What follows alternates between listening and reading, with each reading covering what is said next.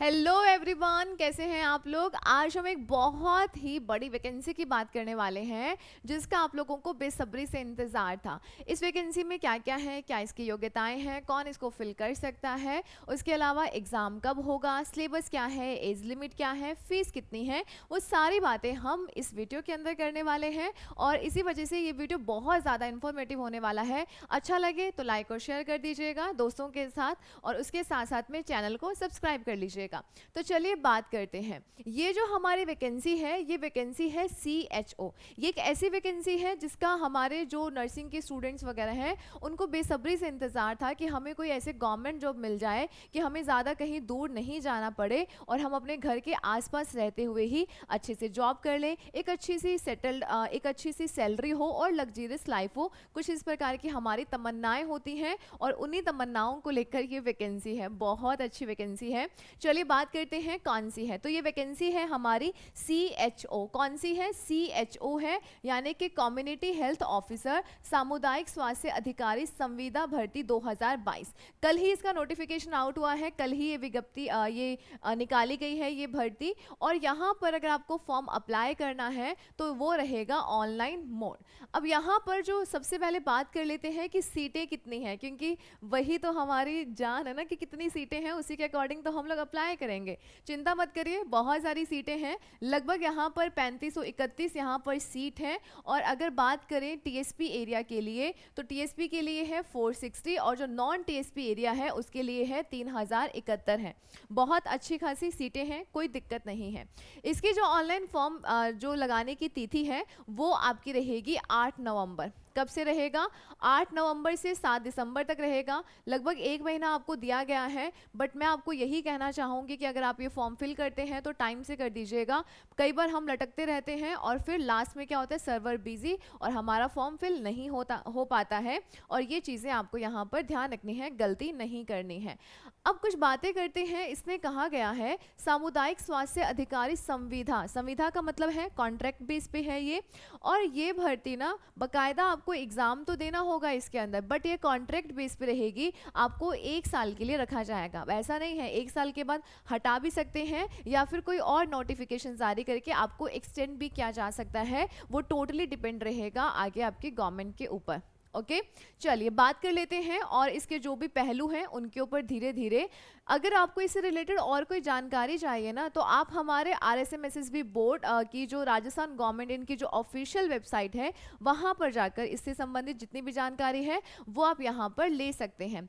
अब यहाँ पर शुल्क कितना है, जब आप फॉर्म अप्लाई करेंगे तो आपको कितनी फीस देनी होगी। तो अगर मैं यहाँ पर बात करूँ जनरल और OBC में जो क्रीमी लेयर एरिया वर्ग है उनको देना होगा 450 रुपये। अगर यहाँ पर OBC और आपका EVS है तो यहाँ पर देना होगा आपके 350 रुपये, ये आपका नॉन क्रीमी लेयर है। और अगर कोई SC ST है तो उनको देना होगा 250 रुपये। तो ये तो रहेगा फॉर्म शुल्क। अगर आप फॉर्म फिल करते हैं तो आपको इतनी इतनी फीस देनी होगी।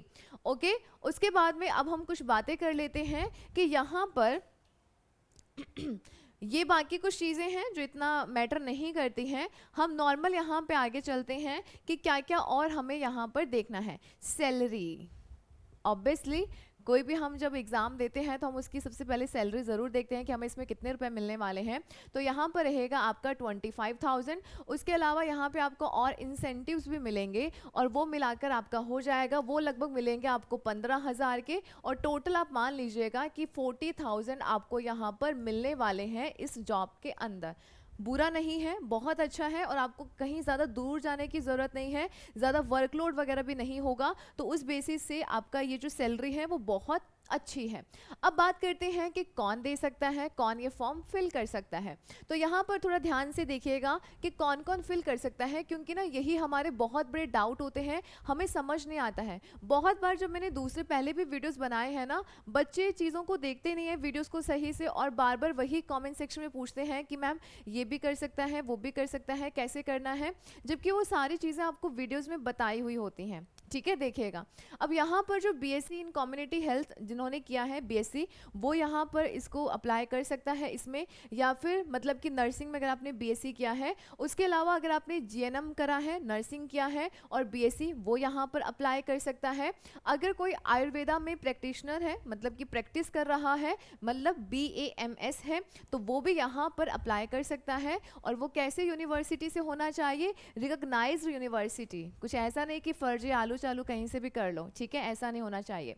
उसके अलावा आपने यहाँ पर जो हमारा रजिस्टर्ड आप होने चाहिए किसके अंदर, राजस्थान नर्सिंग काउंसिल के अंदर आपका रजिस्ट्रेशन होना ज़रूरी है, ये यहाँ पर है। उसके अलावा और कौन कौन दे सकता है, तो यहाँ पर ना अगर आपके पास सर्टिफिकेट है CCH का, या BSc इन कम्युनिटी हेल्थ, या BSc नर्सिंग और इंटीग्रेटेड करिकुलम और पोस्ट बेसिस BSc नर्सिंग, तो ये ना कुछ है कि अगर आप यहाँ पर, अगर आपके पास ये चीज़ें नहीं हैं और आपके पास सर्टिफिकेट है CHO का, CCH का, या BSc इन आप कम्युनिटी इसमें नर्सिंग में कर रहे हैं, तो वो भी कर सकते हैं। और कुछ ऐसे भी लोग होते हैं जो कॉन्ट्रेक्चुअल बेस पे ना CHO लगे हुए होते हैं, वो भी यहाँ पर अप्लाई कर सकते हैं।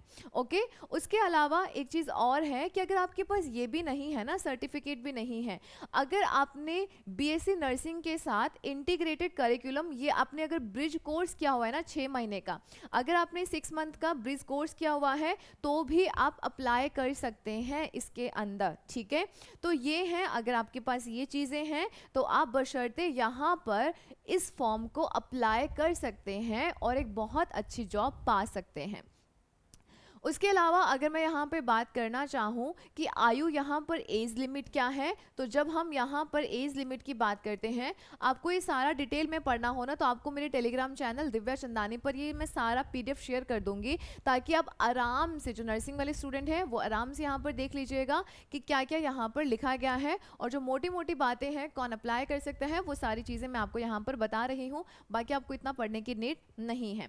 तो यहाँ पर है एज है 21 से 40 ईयर, यानी कि ये बोल रहे हैं कि अगर 1 जनवरी 2023 तक आप 21 साल के हो जाते हैं तो आप इस फॉर्म को अप्लाई कर सकते हैं। अगर आप 40 से ऊपर हो गए हैं तो आप इस फॉर्म को अप्लाई नहीं करेंगे। उसके अलावा जो भी हमारे और रिलैक्सेशंस होते हैं, जैसे कि SC ST वगैरह के लिए, वो सारे यहाँ पर अप्लाई होंगे, ठीक है। जो रिजर्वेशन वगैरह है वो सारा यहाँ पे चलेगा, परंतु ध्यान रखिएगा यहाँ पर जो एज लिमिट है वो है 21 से 40 ईयर।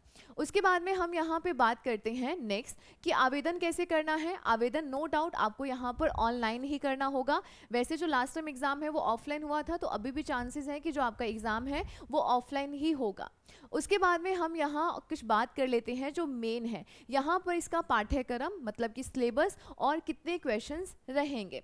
तो यहाँ पे ये ऑफलाइन करवाया जाएगा, दिया हुआ भी है। 90 मिनट का ये पेपर होगा आपका। उसके साथ साथ में, ये कलर थोड़ा दिख नहीं रहा है ना, 90 मिनट का आपका पेपर होगा, यानी कि 1.5 घंटे का पेपर होगा। उसमें आपको मल्टीपल चॉइस यानी कि ऑब्जेक्टिव आपको क्वेश्चंस मिलेंगे, और प्रश्नों की संख्या होगी कितनी, 100 क्वेश्चंस होंगे, और एक क्वेश्चन जो है वो रहेगा 4 नंबर का। एक क्वेश्चन कितने नंबर का होगा, 4 नंबर का होगा। और अगर आप गलत जवाब देते हैं तो यहाँ पर नेगेटिव मार्किंग भी है। कितना नंबर कटेगा, 1/4 मार्क्स आपका यहाँ पर कट जाएगा। तो ये तो रहेगा कि अगर आप जो एग्जाम देते हैं उसमें क्या क्या रहेगा, 90 मिनट का पेपर है, 100 क्वेश्चन होंगे, एक क्वेश्चन रहेगा 4 नंबर का। अगर आप गलत करते हैं तो 1/4 आपका नेगेटिव मार्किंग रहेगा।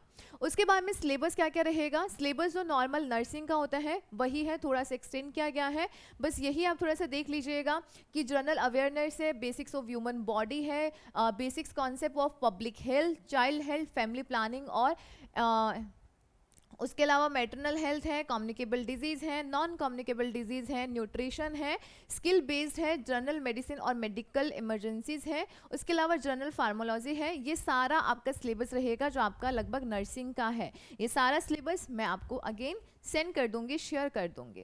उसके अलावा अगर आपको कोई भी दिक्कत है, कोई भी इंफॉर्मेशन चाहिए, तो आप मुझसे कांटेक्ट भी कर सकते हैं, और साथ में आप हमारी इस वेबसाइट पे भी जा सकते हैं, जो हमारी तो नहीं गवर्नमेंट की है, और यहाँ पर जाकर जाकर आप अपने सारे डाउट्स को क्लियर कर सकते हैं। तो ये बहुत ही अच्छी वैकेंसी है और जो भी यहाँ पर जाना चाहता है तो जल्दी से तैयार रहिएगा, जल्दी से फॉर्म फिल करके अपनी तैयारी में जुट जाइएगा। अगर ये आपको वीडियो इन्फॉर्मेटिव लगा है तो आप हमारे चैनल को सब्सक्राइब कर लें, लाइक कर दें, शेयर कर दें और साथ में ऐसे ही आपको और बहुत सारे इन्फॉर्मेटिव वीडियोज़ जो हैं वो यहाँ पर मिलते रहेंगे। Take care, bye bye.